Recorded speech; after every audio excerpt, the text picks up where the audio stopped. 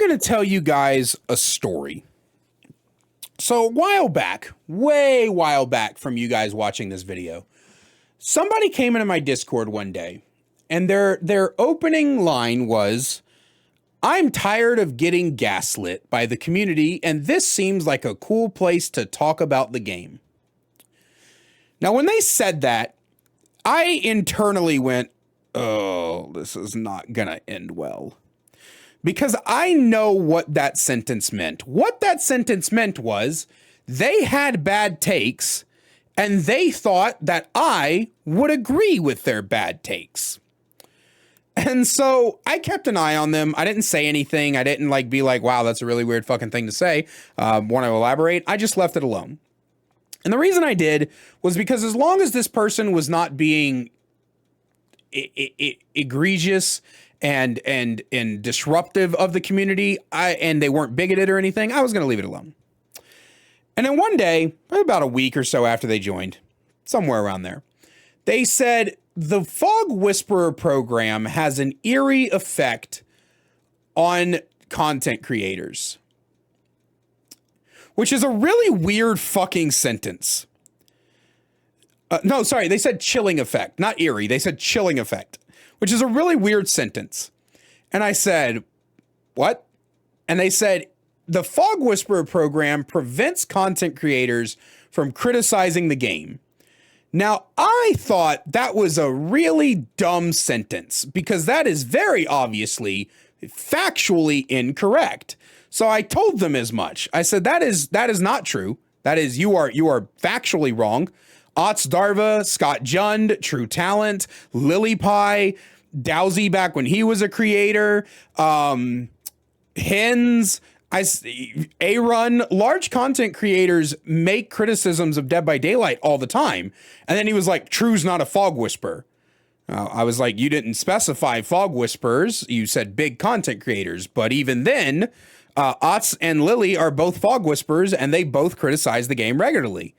And then he goes, yeah, but it's politically charged criticism.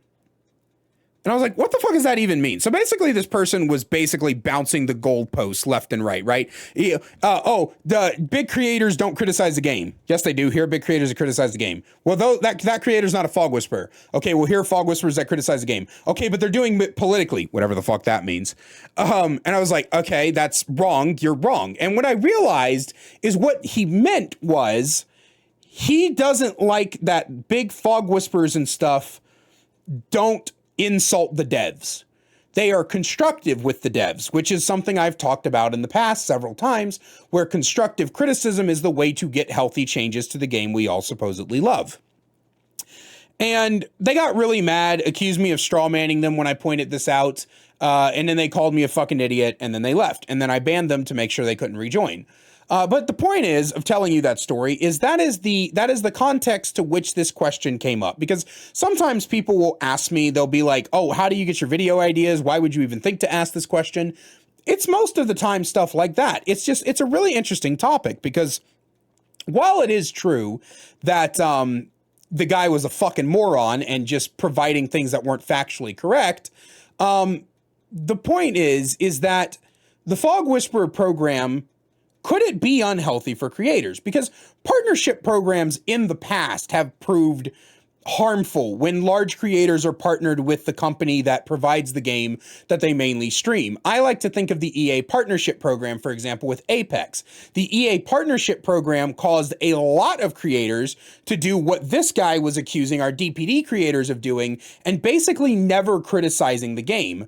It caused a lot of creators to basically suck off the developers because EA is a very finicky bunch of bitches. And they like to withdraw support from anybody who dares points out that they are a piece of shit gaming company. But Dead by Daylight creators don't do that. They criticize. And like I said, we've talked about this before on the channel. Criticism is very important to gaming, and constructive criticism is even more important. You need to be able to lay out your problems in a way that is understandable and digestible, but also in a way that is not a direct attack. When we start talking about things like collision and bug fixes and quality of life changes, or when we get a PTB like the Twins PTB and we're like, hey, this isn't hit. You know what I mean? This is all very healthy, and it's what you're supposed to do. And again, when you look at a lot of top streamers, they're not hurling insults at the devs. Some of them are, which makes the original Discord member even weirder. But some of them are. I have seen big creators that I'm not particularly a fan of be absolute jackasses to the devs. I'm not going to mention his name, but there is a certain creator that doesn't make Dead by Daylight content anymore who was a complete jackass to the devs and then went all surprise Pikachu face when the devs withdrew their support because they were tired of being insulted by a fucking man-child over a goddamn video game. So you know what I mean? Like it is that the big streamers do this.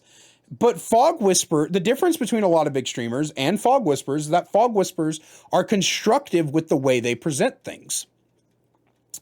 But the thing is that behavior has been listening to us a long time, right? When we point stuff out, when we bring stuff up, behavior listens.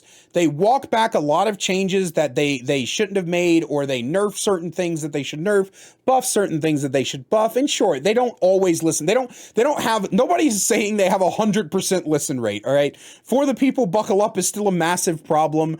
They went ahead with giving Huntress 7 fucking hatchets for no goddamn reason, okay? We're not saying that they listen 100% of the time, but comparatively, they do very, very well. Well, so the question is the Fog Whisperer program healthy? I think that question has a lot more nuance than what we've been talking about up until this point. Because realistically speaking, it is healthy because behavior is very receptive to criticism, constructive criticism.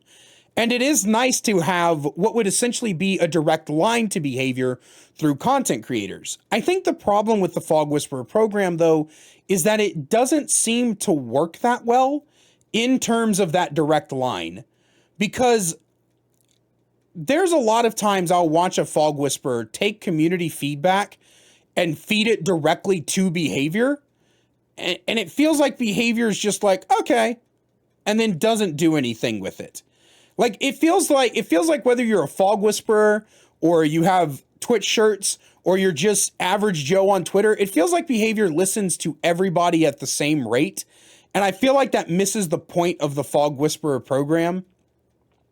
You know what I mean? Like I feel like at this point behavior uses the Fog Whisperer program more as a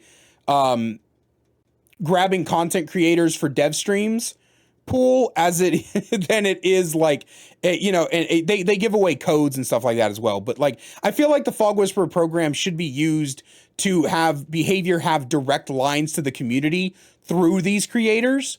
And it feels like behavior just try to kind of treats all of us on an equal playing field, which isn't necessarily a bad thing, but it almost feels like a waste of the program. So I do think it's healthy.